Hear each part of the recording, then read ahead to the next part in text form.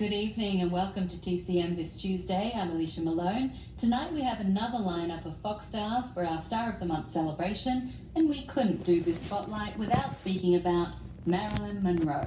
She became a huge asset for 20th Century Fox after her success with this film. From 1953, it's Gentlemen Prefer Blondes, directed by Howard Hawks.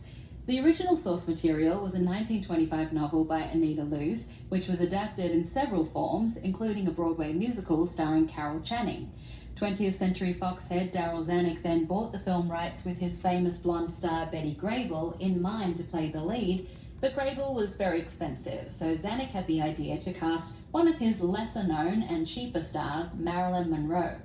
Monroe had been working for years. This was to be her 17th credited film role, but she wasn't yet a box office guarantee. So, for insurance, Zanuck decided to cast a bigger star opposite her, borrowing Jane Russell from Howard Hughes.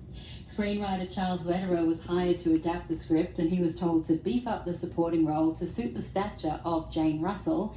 And Monroe and Russell play two best friends and nightclub singers, Lorelei Lee and Dorothy Shaw, who have very different personalities but look out for each other. When Lorelei needs to travel across the Atlantic to get married in Paris, Dorothy comes along as her chaperone, but as she says, nobody chaperones the chaperone.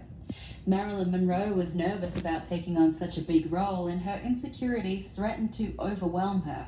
But Jane Russell calmed her down, acting as a sort of translator for Howard Hawks and supporting Monroe through their long days of filming, as well as all of the challenging dance rehearsals with choreographer Jack Cole. From 1953, one of my favorite films, this is Gentlemen Prefer Blondes.